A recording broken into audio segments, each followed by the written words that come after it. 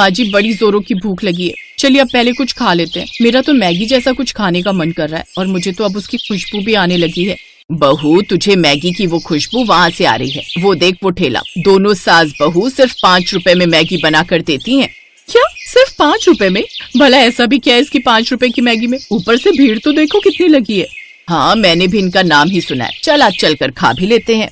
दोनों सास बहू उस मैगी ठेले के पास जाती हैं और उनसे एक एक प्लेट मैगी लेती हैं। वो जैसे ही मैगी का पहला निवाला मुंह में डालती हैं तो उसका टेस्ट भूल नहीं पाती। ओह वाह, सचमुच ये मैगी तो कितनी टेस्टी है। It's really very awesome. It's much better than 5 star hotel Maggi.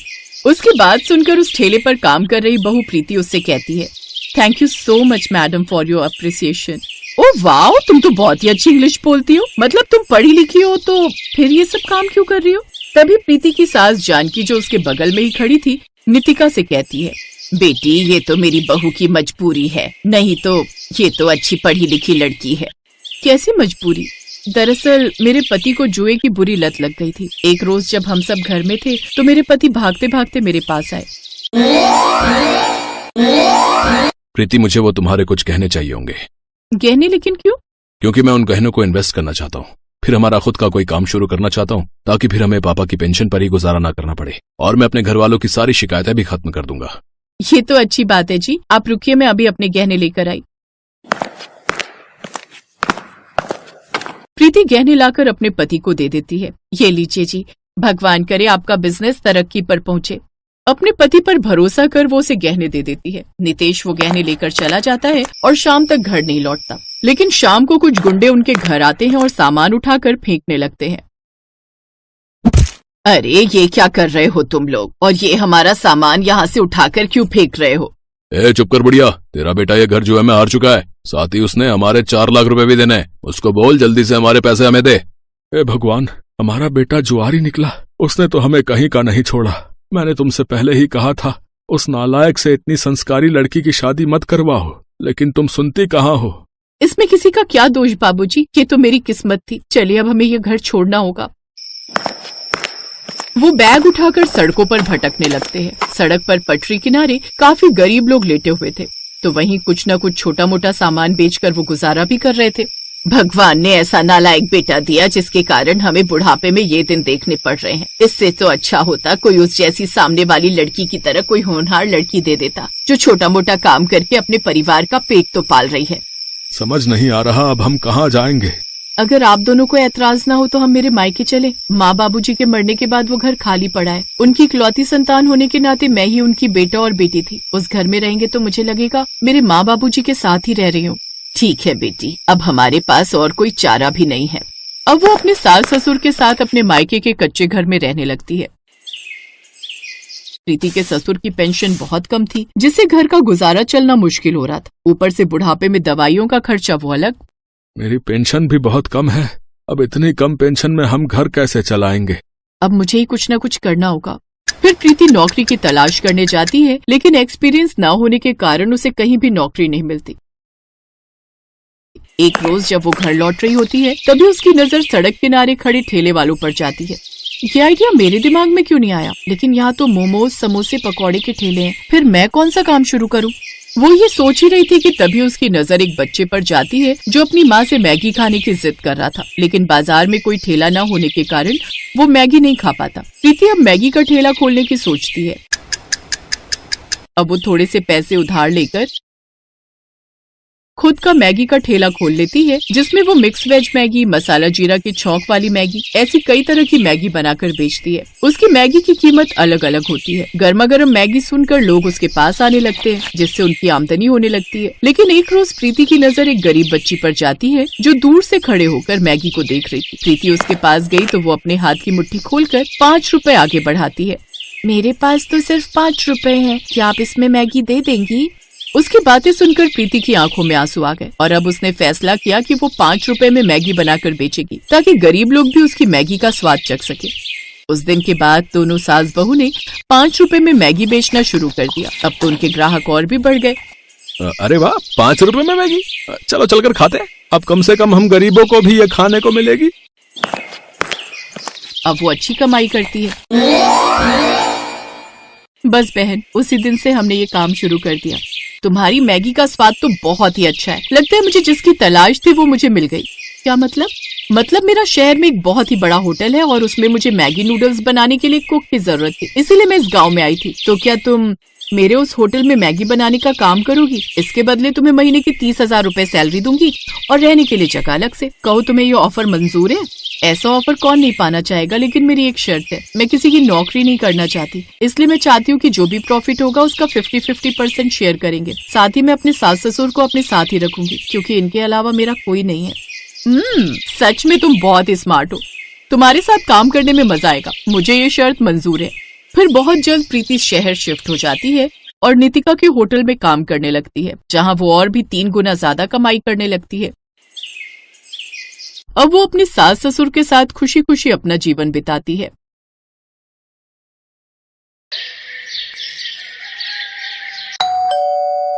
आ गई तू? माँ बहुत भूख लगी है, कुछ खाने को बना दो जल्दी से। बता क्या खाएगी? माँ सबसे जल्दी तो मैगी बनती है ना। मुझे पता था कि तू मैगी ही खाएगी। चल हाथ मुंह धो ले, मैंने पहले से ही बना कर रखी है तेरे लिए। सच में माँ? मैं बस अभी आई फिर तो। ये कहानी है रिया की, जिसे मैगी बहुत पसंद थी। वो हमेशा खाने के लिए अपनी माँ से मैगी ही मांगती थी और जब घर में कोई नहीं होता था तब भी वो खुद मैगी बनाकर खाती थी। ऐसे ही वक्त गुजरता चला गया और फिर वो दूसरे शहर जाकर हॉस्टल में रहकर पढ़ाई करने लगी। और फिर एक दिन, हेलो रिया, क्या कर रही है? कुछ नहीं माँ, बस नाश्ता करके कॉलेज जा रही हूँ। अरे वाह, क्या बनाए नाश्ते में? वो माँ, मैंने मैगी ही बनाई होगी। हाँ माँ, थोड़ी देर हो रही थी तो मैंने सोचा कि मैगी ही बना लूं। अरे मैगी की भूखी, तेरा पेट कब भरेगा इस मैगी से? पेट तो बहुत अच्छे से भर जाता है माँ, बस मन ही नहीं भरता। जब से रिया हॉस्टल में आई थी तब से ही वो दिन रात बस मैगी ही खाती रहती थी। ना तो उसने कभी कुछ और बनाना सीखा और ना ही सीखने में रुचि ली। ऐसे ही उसका कॉलेज भी पूरा हो गया और फिर वो अपने घर लौट गई। फिर एक दिन, सुन जल्दी तैयार हो जाना, ठीक है? क्यों, क्या हुआ? कहीं जाना है क्या? अरे पगली, बताया तो था आज लड़के वाले आ रहे हैं तुझे देखने। क्या माँ, मुझे अभी शादी नहीं करनी। अभी नहीं तो कब करेगी? बुढ़ापे में क्या? चल जल्दी से तैयार हो जा। सरला के कहने पर रिया तैयार हो गई। सुधीर और उसकी माँ कुसुम उसे देखने आए। रिया की सुंदरता देखकर सुधीर ने उसे फौरन पसंद कर लिया और फिर 2 महीने बाद उनकी शादी की तारीख भी तय हो गई। इसी बीच सुधीर और रिया बाहर घूमने गए और फिर एक होटल में। तुम क्या खाना पसंद करोगी? मैं तो राजमा चावल खाऊंगा। वो यहाँ मैगी मिलती है क्या? हाँ मिलती ही होगी, पर होटल में आकर मैगी खाओगी? हाँ, क्यों नहीं। चलो ठीक है, जैसी तुम्हारी मर्जी। उस दिन सुधीर को समझ आ गया था कि रिया को मैगी बहुत पसंद है, लेकिन कितनी ज्यादा पसंद है ये तो उसे मालूम होना अभी बाकी था। फिर उसी शाम, रिया देख अब तेरी शादी होने जा रही है, अपने ससुराल में जाकर उन्हें क्या खिलाएगी? बस मैगी? अरे कुछ तो खाना बनाना सीख ले, वरना तेरी सास तुझे धक्के देकर घर से बाहर कर देगी। हाँ माँ, कल से मुझे खाना बनाना सिखा देना, ठीक है? रिया को कभी खाना बनाने में इंटरेस्ट नहीं आया। उसने जब बहुत आसानी से अपनी माँ को कहा कि वो कल से ही खाना बनाना सीखेगी, तभी उसकी माँ समझ गई थी कि वो जरूर कोई तिकड़म भिड़ा रही है। शादी को अब बस 10 दिन बचे थे और अगले ही दिन रिया की 4 सहेलियां उसकी शादी के लिए उसके घर में आकर रुक गईं। सरला समझ गई कि अब वो उसकी सहेलियों के सामने उसे क्या ही खाना बनाना सिखा पाएगी, और हुआ भी वही जिस बात का सरला को डर था। शादी की तारीख आ गई, पर असली कहानी तो अब शुरू होने वाली थी।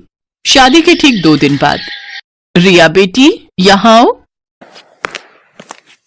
जी माँ जी।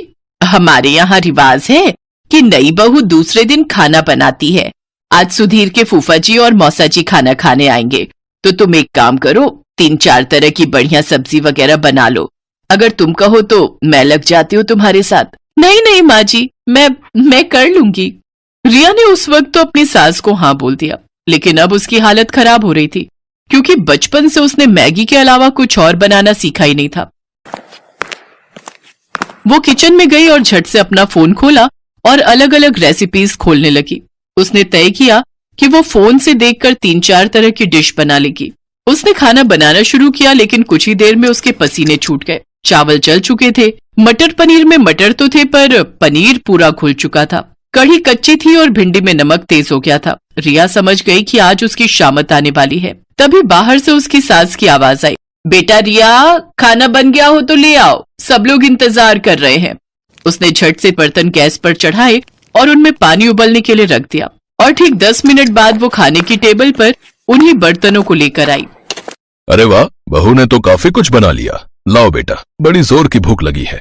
हाँ हाँ भाई साहब, सही कहा, भूख तो जोरों की लगी है। जैसे ही मौसा जी ने पहला बर्तन खोला, वो चौंक गए क्योंकि उसमें मैगी थी। है, बहू ने तो मैगी बनाई है? दूसरा बर्तन खोलिए भाई साहब, उसमें होगा कुछ। मौसा जी ने जब दूसरा बर्तन खोला तो उसमें भी मैगी ही थी। इसमें भी मैगी है? जी, ये वाली वेज मैगी है मौसा जी। अच्छा, और बाकी बर्तनों में कौन सी मैगी है बहू रानी? जी, वो तीसरे वाले बर्तन में मसाला मैगी और उस वाले में अंडा मैगी है। खाकर देखिए, बहुत बढ़िया बनाई है मैंने। रिया की बात सुनकर उसकी सास कुसुम ने अपना माथा पीट लिया और उधर सुधीर के फूफा जी और मौसा जी एक दूसरे का मुंह ताकने लगे। लेकिन रिया ने इस घटना के बाद भी खाना बनाना नहीं सीखा। उसकी सास कुसुम ही सबके लिए खाना बनाती थी। फिर एक दिन कुसुम खाना बनाते हुए अचानक किचन में बेहोश हो गई और फिर अस्पताल में। देखिए, अब इनकी उम्र हो रही है, बेहतर है कि ये ज्यादा से ज्यादा आराम करें। और हाँ, खाने में इन्हें हेल्दी फूड दीजिए, जैसे सूप, पनीर, दूध, दही, अंडे से बनी चीजें। घर का खाना खाएंगी तो जल्दी से ठीक हो जाएंगी, वरना कमजोरी बढ़ती ही जाएगी और फिर बड़ी मुश्किल हो जाएगी। रिया और सुधीर कुसुम को घर ले आए, लेकिन रास्ते भर ना तो कुसुम ने और ना ही सुधीर ने उससे कुछ कहा। फिर अगले दिन जब कुसुम सोकर उठी तब, चलो अब फटाफट सबके लिए नाश्ता बना देती हूँ। जैसे ही कुसुम किचन में जाने लगी तभी रिया उसके पास आई। उसके हाथों में पराठे और सब्जी थे और आंखों में आंसू। पराठे जले हुए थे और सब्जी कच्ची थी। कुसुम ने मुस्कुराकर रिया के सिर पर हाथ फेरा और बोली, कोई बात नहीं बेटा, ऐसा करो, मेरे लिए कुर्सी डाल दो रसोई में, मैं बताती जाऊंगी और तुम बनाती जाना, फिर देखना सब ठीक से बनेगा। उस दिन से कुसुम रिया को हर रोज खाना बनाना सिखाने लगी और रिया भी अब दिल लगाकर सीखने लगी।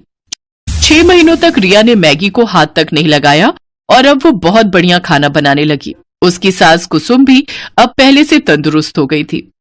फिर एक दिन जब रिया अपने कमरे में थी तभी उसकी सास वहां एक कटोरा लेकर आई। लो रिया, खाना खा लो। अरे माँ जी, मैंने खाना बनाया हुआ है, आपने क्यों? अरे मैगी बनाई है तुम्हारे लिए, मुझे भी तो तुम्हारा थोड़ा ख्याल रखना चाहिए ना।